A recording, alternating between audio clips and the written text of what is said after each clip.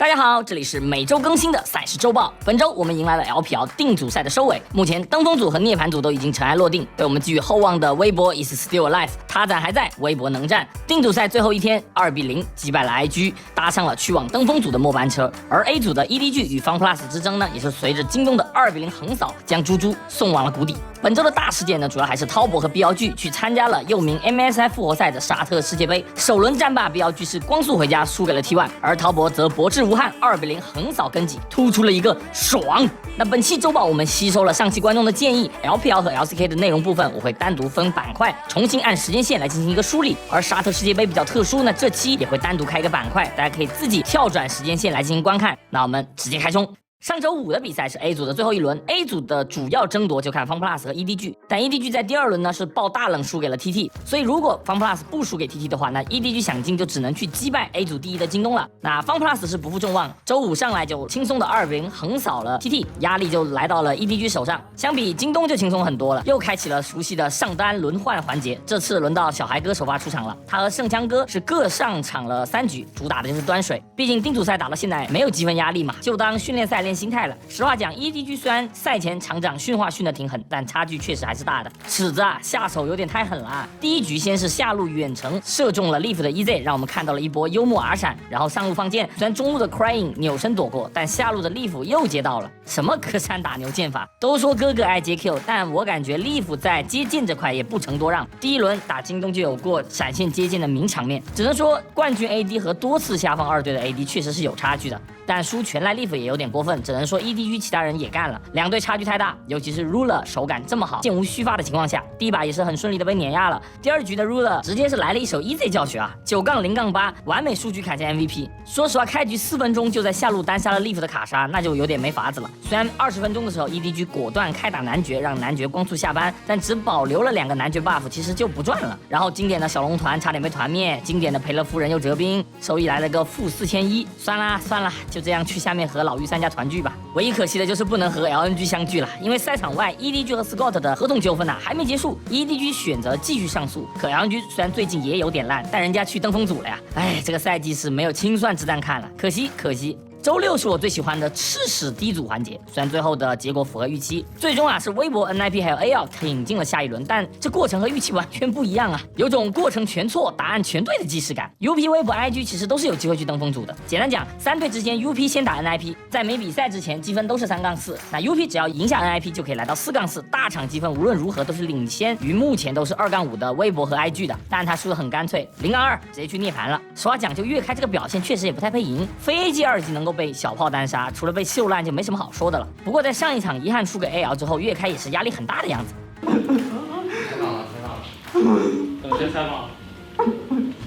但不管怎么讲 ，UP 想赢 NIP， 中路是必须不输的一条线。那2分钟就被单杀，在我看来，第一场就直接等同于结束了。第二局 NIP 赢的就更加轻松了，拿了一套跟上一把 UP 差不多的阵容，仅仅是把开团的 Rare 变成了反手的布隆，然后利用布隆1级的强势直接入侵，开局就起节奏。当我看到13分钟 Rookie 对位压了30刀后，那后续就毫无疑问是 NIP 的局了。想赢 NIP 啊 ，Rookie 这个点你可以不赢他，但起码是要保证不输的。中路出线还想赢就是很难的。随着 UP 0-2输给了 NIP 之后呢，第二场微博和 IG 的赛果就比较明朗了，谁赢谁进嘛。这场微博没有整上2队辅助这样的阴间操作，重新是把刘青松抬了上来，又是我们最爱的绿色心情战袍了。而且第一把小虎开局就3个人头，从未如此美妙的开局。用米勒的话来说就是舞台已经搭建好了，这把看小虎发挥。瑕不掩瑜吧，虽然依旧有吴小跳这样的喜剧操作，但他攒带队下的微博节奏还是不错的。26分钟就把 IG 基地推平了，小虎也是拿到了8-1的数据。第二局他攒在野区规划上更是全面领先于格里菲斯，只能说他攒是真的想去和 LNG 碰一碰啊，打的是真卖力，也可能是被刘青松下放的行为吓到了。以前在 LNG 虽然正门不好走，可微博这里有事那是真斩杀呀，赶紧小 C 2把，拿2把 MVP 稳定下工作。现在我开始期待了，到底夏季赛登峰组的其他中单会不会有人面对小虎送出首个 MVP 来？那定组赛到这里就全部打完了。7月5日 LPL 将开启组内赛的阶段，这个赛段会是组内单循环的 BO3， 而且没有全局 BP 了，其实也就是隔离了强弱队的单循环，就看后续有没有惊喜吧。那 LPL 环节就先聊到这儿，我们来看看隔壁 LCK 的情况。LCK 在周六迎来了重量级比赛 T1 大战 KT， 经典的通讯社大战。倒不是说两队目前的水平有多重量级，而是因为这场是 T1 的主场首战。之前上期分享 T1 的那些应援曲就是为主场准备的，别说现场氛围还是很可以的。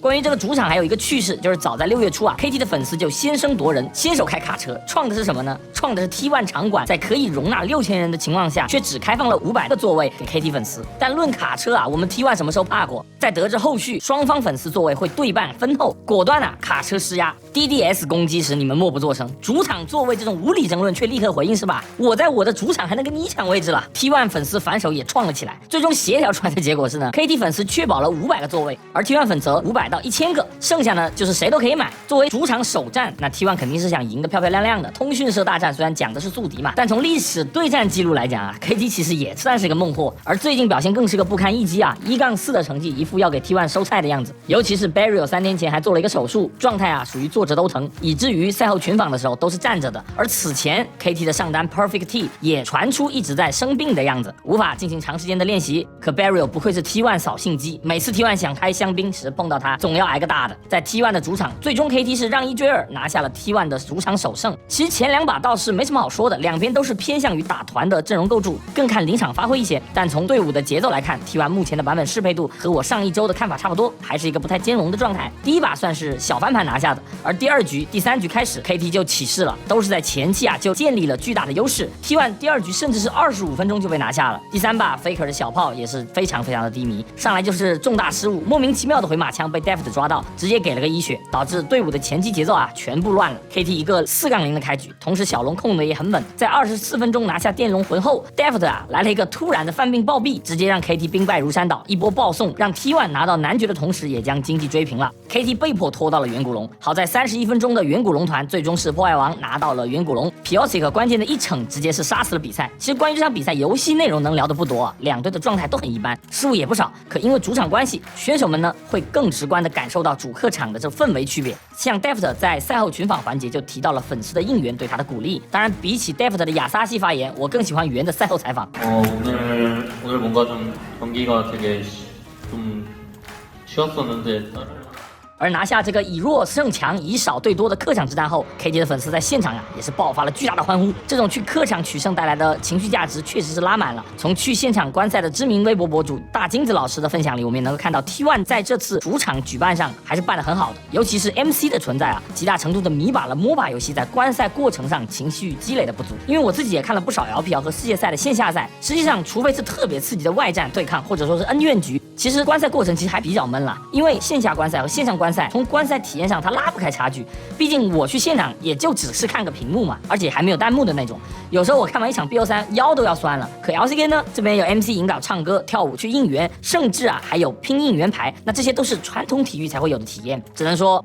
LPL 的队伍学吧。那周日 LCK 还有一场我觉得蛮精彩的，就是 DK 打 KDF， 这两个队伍在没打之前都是4-1的战绩，仅次于根记，两队的实力也相当接近。第一局就直接打了快50分钟，虽然前20分钟我都快睡着了，但随着20分钟后小龙的一波团，两队也进入了不得不打的模式。我们以为30分钟拿到火龙魂的 KDF 会一鼓作气击溃 DK， 可在男爵团的时候 Showmaker 的一波绕后直接掀翻了 KDF 3人，逆转了战局。这个 BO3 我感觉 Showmaker 的状态还可以，可当35分钟 DK 手握远古龙魂，我以为要翻了的情况下 ，Lucy 的打得急了一点，导致没有能够杀死比赛。最终 KDF 是凭借着第2条远古龙是赢下了第一局。其实 DK 这个队伍今年在前中期的节奏上都处理得蛮好的，可问题在于这个队伍中期非常容易昏头，他出优势但终结不了比赛。这场就是很经典的差一点系列了。但第一局的失利没有影响 DK 的状态，尤其是 Showmaker。第2把是直接掏出了皮肤卡牌，来了一波究极教训，带队打出了15-1的究极碾压局。DK 这个配置还是挺能看的。Aiming 第3把也打出了自己的价值，8分钟就怒压了30刀。而打野 Lucy 的虽然新人嘛有点小毛病，但整体的发挥依旧是亮眼，算是今年 LCK 那边冒出来的优质新人了。目前他也已经连续3周拿到 POG 榜的第1。2-1击败 KDF 后呢 ，DK 目前的积分也来到了5-1，排名第2，仅次于根记。打完这场之后呢，因为根记和 T1 要去打沙特杯的原因，所以 LCK 这边又有了一段休息期，直到7月10日才会恢复。而面对之后要碰到的对手根记，Showmaker呢也是经典喊话了。 무디인지도 되게 오래됐고 이제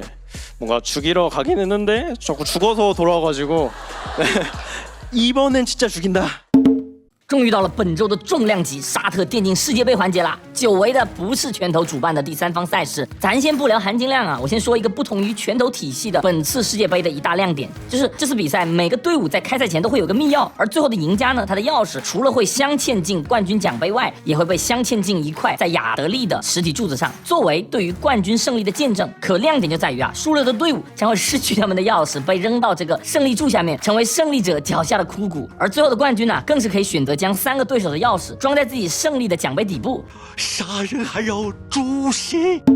只能讲输了就是要成为别人的助教啊！可除开这个外，沙特杯就显得有那么一些草台班子了。首先是 BO3 的单败淘汰，赛程又很紧，直接就3天打完了。快的话，输第一个 BO3 就再见了。而沙特杯的导播更是外行啊，设备问题就不说了。我反正 T1 打 BLG 这场图3的时候，不知道为什么就是不开就算了，突然开始到现场尬喊加油环节，大半夜的愣是给我喊清醒了。BLG 加油 ！T1 fighting！BLG 加油 ！T1 fighting！当然场外还好嘛，这 UI 设计也逆天了，从 BP 界面开始到游戏 UI 就糊得不行，然后装备栏呢不仅糊成一团，排版也是各种不对齐啊。说实话，大晚上让我看这些大招的 CD， 我真还有点看不清。UI 烂点也就凑合了，运镜是也逆天啊。准备打团的时候，导播突然缩小游戏画面，拉出2排选手，摄像头是什么意思啊？然后摄像也是，有谁能够给我解释一下这个旋转镜头是什么意思吗？当然主办方再拉呀，也没有像 BLG 那样往粉丝的嘴里拉，能在凌晨2点半能给微博热搜词条干到70万呢，还真是不容易。叫你争取拿个第一回来，不是叫你第一个回来。其实BLG打得差，他可以预见的。打定组赛时纪律性问题就聊过不止一次了，现在都懒得提了。没想到回旋镖来的那么快哦。其实 T1 的状态也一般，上期我就说过 T1 也是有点不适应当下版本的，加上也是刚输完 KT 嘛，所以这个 BO3 2队更像是难兄难弟。德欧状态不好，又是打新版本，那这个对局就看谁失误少了。第一把 T1 的 BP 做得很好，很有想象力。本来第5手宙斯的 counter 选择是很多的，常规一点卡牌 VN 都可以出，但把泽利摇去上路，下路不卡杀的选择还真的很有魄力，而且 BP 设计也很不错。因为泽利走下正常打 EZ 基本就是个互刷嘛，那辅助都可以游走去上半区，这样 T1 的3射手他不一定有个好的发育环境。VN 和卡牌其实相当怕 BLG 这边泰坦游上路，而且老黑如果能够吃到头，中期会非常肉。但这时候卡莎呢，就让 T1 的选择多了很多。当然 BLG 阵容也有赢点，毕竟野区对位是野河打工具人，杰拉帅，速度实在是太快了。前期规划好的话，是可以把猪妹刷爆的。第一把 BLG 被 T1 这样用奇招 counter， 我觉得输了我是能接受的，但输的方式实在有点让人难顶啊。首先前期的野区规划上，BLG 做的没问题，可见放长手拿老黑 BLG 应该是专门有设计过战术的。猪妹野区送1血，熏3片野区开，但后续 BLG 开始频繁犯病了。冰的第一个 TP 死塔下，我姑且算是对日女卡莎伤害计算有点不足，贪了。可中期为了摸塔而连死2次，我就真有点搞不明白为什么了。就拿12分钟这次死来说，队友都没接线，对面野辅也没漏，明显的一个防守回合嘛。结果冰的走位给我的感觉就是他5杠0开局啊，更骚的是他居然还脸看草丛去河道，而熏，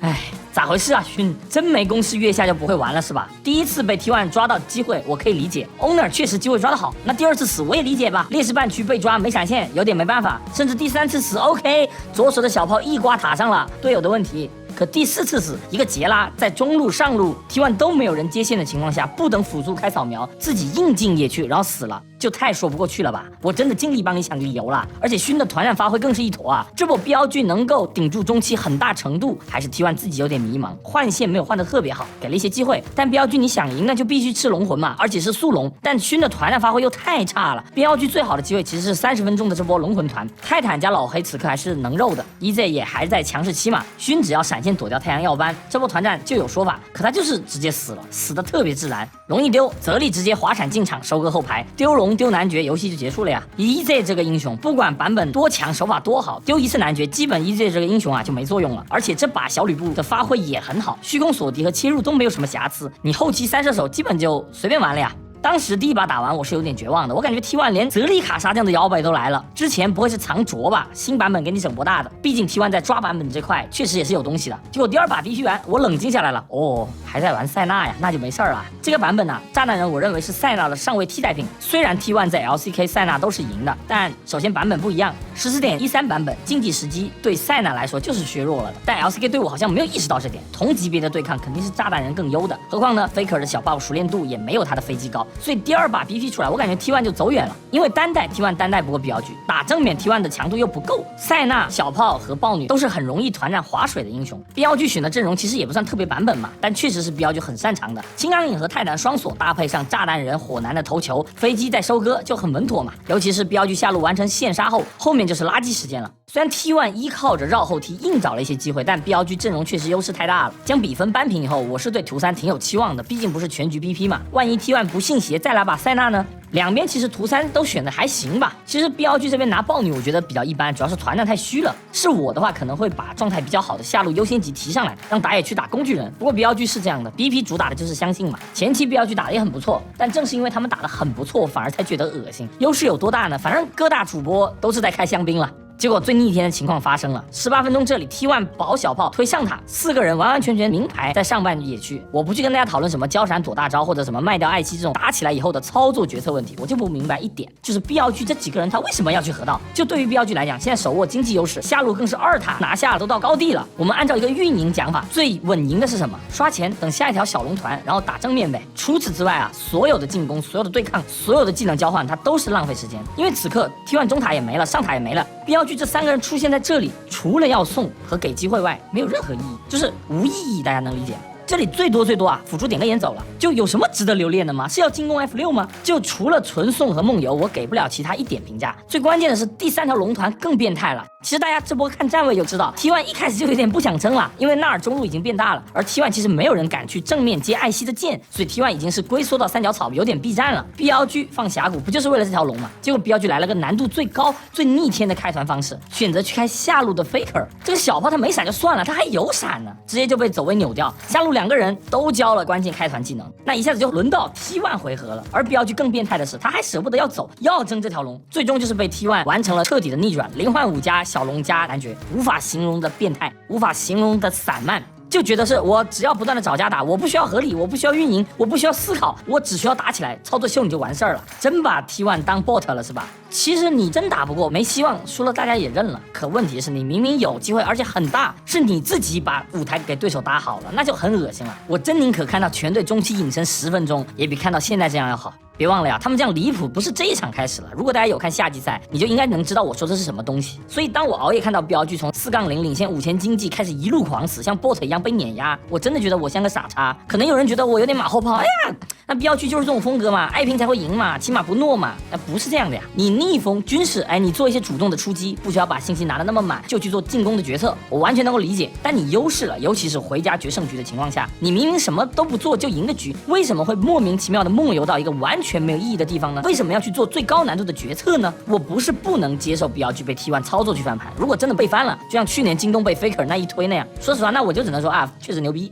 可BLG他不是这样输的呀，从观感上很恶心的地方就是他打得特别丑陋，就真的你在 LPL 这样打就算了，你去世界赛的舞台上还这样打，说实话我认为是比28275还丢脸，毕竟那一场还属于你技战术打不过，而这一场你用 VGame 评分那都叫浪输局，而这样的局多少次了呀？我觉得真的是之前输的不够惨，不够耻辱，所以 BLG 这群选手意识不到自己宝贵的职业生涯是经不起这样挥霍的。我看 BLG 特别难受的地方就在于他们这个队伍又是有潜力的，可现在却因为这种纪律性问题在挥霍时间。叉烧啊，以前这样评价过兵，大意就是你可以做到那些很难的、很多人做不到的事情，但很多人可以做到的很简单的事情，你还是没有做好。而现在的 BLG 就是这样子。去年 BLG 虽然输的也不少，但你能够看到的就是朝气和希望嘛，你能够期待他们进步。可夏季赛回来后真的是太失望了，就没有进步，没有改变，没有说因为 MSI 的失利去正视自己的问题。虽然定组赛对 BLG 难度不大，可你平时不练出来就是会是这样。LPL 大家看了这么多年了，强队弱队来来回回嘛，只能说平日不重视是一定会被惩罚的。输赢它都是一时的，但作为队伍，你需要给粉丝、给观众、给支持你的人一个正向的样子。你即便是输，也是堂堂正正的输，是尽力的输。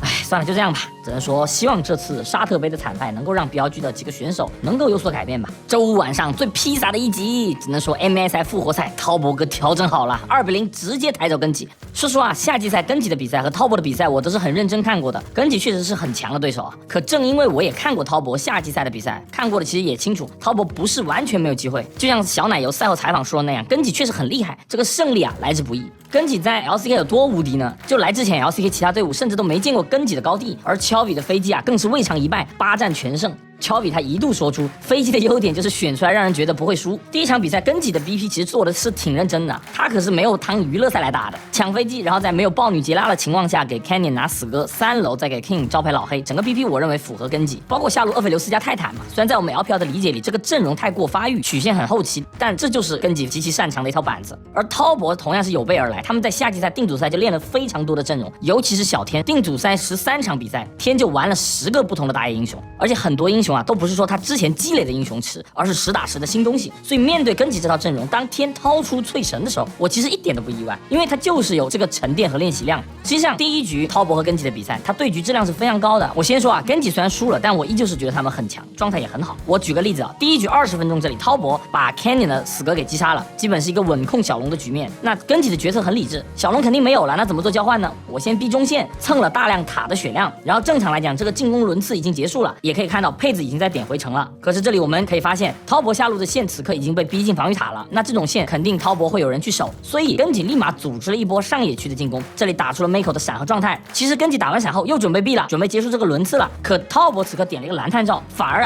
激起了根吉去 rush 男爵的欲望。核心就在于根吉呢并不确定龙坑有没有眼，但你打这个探照就基本说明了龙坑处滔博肯定是缺信息的。同时呢，小奶油也露头下路吃兵了。根吉猜滔博可能会有人想回城去补给，事实上也给他们赌中了，所以根吉就马上利用红白刀逼了一波男爵。你就算打不下来，他最差也能够逼小炮一个 TP， 这就是根吉非常擅长的运营节奏了，就是从防守回合抓你攻防转换的破绽决策他是既合理又有保底。这波不是滔博打得差，就是根吉运营的好，但滔博这场 BO3 打得更好。首先我觉得大家得先知道夏季赛滔博练习和进步了哪些方面，一言蔽之就是滔博在春季赛基本是只能看哥妹这条路的，他们的打法是非常单一的，基本就是下路拿优势然后扩大辐射。但夏季赛开始，滔博增加了中期对于小奶油的权重，让小奶油能够在舒适的环境下去发育，这把根吉是一个后期团战阵容，而对线期根吉就已经拿到优势了。在野区对位上，死哥靠刷都快领先淬神2级了，接近2000块了，而中路对位上小奶油的小炮虽然没有输，但他要想站出来 carry 比赛，他依旧需要大量的经济投喂。这把 EZ 也好，铁皮也罢，本质都是撑节奏的工具人，能够终结比赛的只有小奶油，所以小奶油够肥，团战才有的打。而滔博的中期运营就是围绕着这个核心目的来做的，而知道目的是什么和达成目的，这中间它就是阅读比赛的能力。那前期淬神和日女实际上硬帮中路是很难的，那滔博怎么运营呢？我给大家捋一下：前期死哥唱大配合下路完成反杀后，下路就没办法做进攻点了，此刻唯一能撑局势的就是上路铁皮，所以在潮虫团打完后，滔博选择牺牲了哥哥的发育去上路抓死 King， 这个选择是对的。此刻即便滔博再去下半区打厄斐琉斯的发育也是挡不住的，所以先养塔皮压制老黑，给小炮腾边线的空间，后续呢则是利用峡谷先锋换小龙。在我们的理解里，根吉的后期强，所以我肯定需要速龙，但滔博并没有选择硬接小龙团，而是峡谷 B 团。那根吉后期阵容他不接，选择用龙来置换，滔博拿这个峡谷如果不能够拿到更多的经济收益，那就会是伏笔了。此刻注意到上路由于滔博优势，所以69铁男他能先推先动，所以他是先转了下路，让小炮顺势拿上塔。当然这时间吉的运营也没毛病，你拿峡谷加上，我拿小龙加下嘛。但69由于是优势，他能够在边线提前落位，有先推先动的资格。在转线拉扯中滔博让根吉的下半区就出现了一个空防的状态，所以当小炮在转去下路的时候，Chovy的飞机因为自家队友都不在下半区，所以他就被迫交 TP 去上路吃塔。这个决策他虽然很聪明，但老黑是难受的，因为在正常的分线里，这种没有队友半区的危险线，他就应该是老黑去接。但这个 TP 一交，虽然 Chovy 本身的发育依旧是无敌好，但老黑被牺牲掉了。滔博直接利用先锋就连吃了2座塔，而小奶油的发育也同样超前了，同时还狠狠地压制了 King 的发育。所以团战中大家其实没有感觉到老黑有啥用，对不对？发育差他能做什么事呢？而这一切就是滔博在运营端进步带来的结果。就劣势我不是靠无脑打架来抓机会，而是我思考阵容，慢慢的去运营，搭建好给小奶油 carry 的舞台。我都选淬神了，那小炮肯定是要肥的呀。而打团上滔博也处理得很好，在小炮有足够火力的情况下，滔博就慢慢的去炮制前排去拉扯。26分钟的听牌龙团这里，小奶油3件套了，可根吉的老黑才1件半，泰坦更是狂徒都没有。那这种发育差距，即便根吉的 C 位装备足够好，他们也不敢主动开，最终是拉扯中天的致命1Q给到了369铁男晋升飞机的机会。铁男现在大招水银是解不了的，主打的就是你别给我晋升，晋升我就给你看看我的汗水和努力。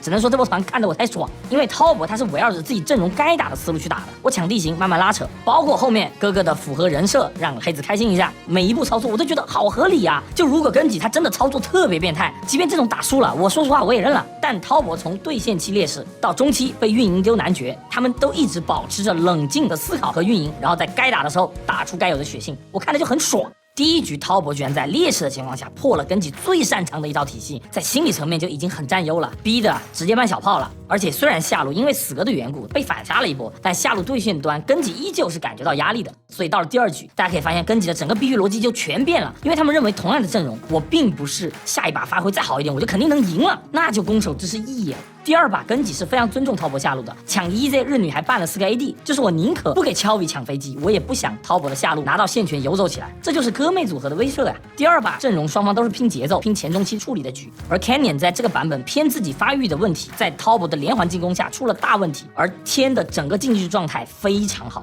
他第一局就不止一次的拼出了死哥的位置，而第二局啊，天更是把 Canyon 完全拿捏了。就卡牌加盲僧这个点，他的发力其实6级以后，盲僧配合卡牌踢款兰博还是很容易的。那 Canyon 的刷野思路就是 F6 开，然后刷石头，这样能够最快的让第二轮的 F6 加石头刷新。他走的是极致的自己发育的路线，但正是因为这个保自己的发育思路，让滔博从上半区撕开了缺口。首先我们看滔博为上路这波越塔做了多少铺垫啊！先是利用布隆的1级强势拿红 buff 的信息眼，然后呢天继续进野区去抓 Canyon 的位置。当这个入侵眼抓到 Canyon 没回家刷第二轮 F6 的时候，天就大概清楚 Canyon 会多摊一组石头人再回家，而兰博他直接 TP 去抢上路回推线的一个优势，戒指就是买来做这波越塔的。而当上路做好兵线可以越塔时，艾希又给了一个深入的 E， 保证盲僧也去反蹲和走线他来不及，就一环接着一环很棒的战术设计，而且是全线串联，就是一组野怪的空隙中抓到了这个 timing， 非常精彩啊！卡牌这个英雄这样死一次，3叔再来送个闪现直接烂掉。而后续呢，小奶油残血在塔下本来是想避的，结果他又很有纪律性的补了一个防盲僧绕后抓的眼，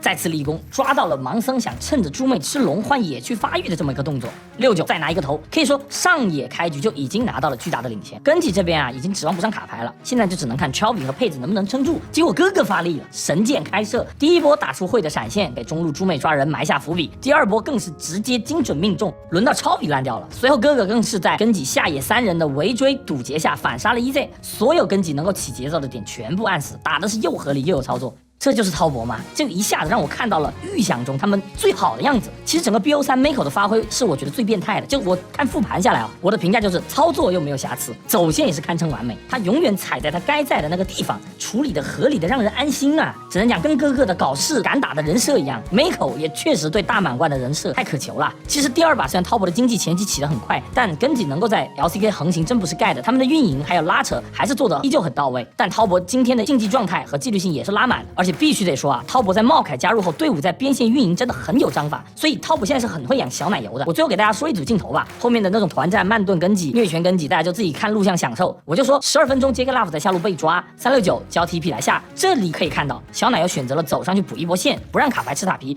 没问题。而69出来以后，队伍是集结在下半区准备动龙，此刻他是有 timing 的，因为线卡在了中间，而69他就直接选择吃石头了，我不碰线了，不然盲僧和卡牌是有机会直接提款他，然后用小龙来换取边线优势的。所以69这个求稳很棒。那更棒的是后面在卡牌发现上路没有机会推完线飞中后，滔博呢选择打一波架，这里比较可惜就龙没有拿到，不过拼成这种就随意嘛。关键是后续可以看到69呢开始吃塔皮了，这里其实他可以选择直接把塔推完的，但他选择了 B， 又是先推先动去下路接线，这样中野辅出来就是很舒服的推上线加峡谷的节奏他就对上了。后续根基如果他不守这个塔，小奶油就是一血塔入手，而如果去守塔，那就直接被滔博连人带塔一锅端。说实话，滔博的边线运营打的有点像 MSI 的根基，只是他更有进攻性。虽然根基后面的团战反扑有点吓人，1万经济都差点给他们团赢了，但今夜滔博无论是个人的竞技状态还是团队沟通都是非常完美的。不是根基菜啊，真的是滔博打得太好了。我不去帮滔博代管冠军或者什么 S 冠有机会了这种啊，因为版本会变，选手的心态和竞技状态也会变。但如果我们把 MSI 的滔博到夏季赛定组赛的滔博，再到现在的滔博，我们连起来看，我觉得进步是实打实的。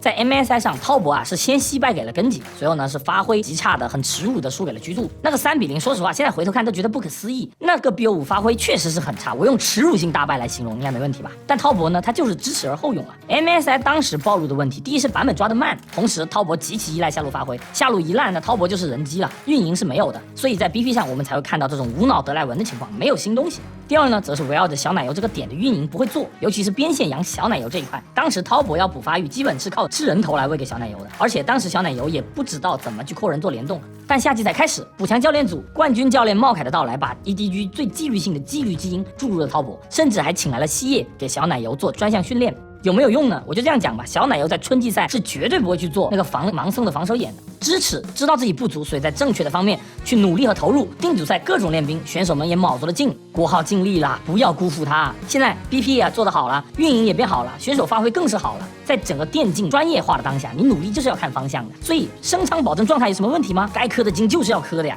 所以如果大家看过我前几期赛事周报，我每次聊到滔博，我的评价其实都是很正面的。即便是输给 LNG 那一小场，我都是抱着肯定的态度，我觉得打的没问题。你不用去追求什么全胜最强这种 title， 你就把重心放在自己身上。我哪里没有做好，我哪里还有进步的空间，我就去提升。没有任何队伍夺冠前啊是不经历失败和耻辱的，只是你从失败中获得什么很重要。所以看到滔博这个表现，我很替他们开心，因为我确实的感觉到你在进步，不怕你不够强，我就怕你原地踏步，荒废时光。电子竞技没有永恒的常胜将军，只有永远的自强不息。这句话真是我看比赛那么多年来最真理的一句了。你的努力，你的进步，我想大家作为观众是看得到的。这是为什么拿下比赛后，我想大家应该是很振奋的。滔博他在改变，他在往好的地方改变。说真的，如果根基昨晚真的在滔博这样的发挥下还能拿下，那我真的认了。惜败没事儿，吸取经验，下次再来。只要你是自强不息，不畏强敌，能够打出风采的LPL队伍，那就够了呀。至于最终的冠军，它只是攀登顶峰这个过程的最终的奖励吧。反正对于我来说赢下根基，沙特杯已经圆满落幕了，后面随便旅游随便打都行了。你好好享受后面的比赛吧，毕竟还是 BO3 嘛，谁赢都有可能。我觉得好好消化这次胜利带来的经验上的提升，也别因为赢了 BO3 就被喜悦冲昏头脑，继续保持危机感。真正的考验还在 S 赛。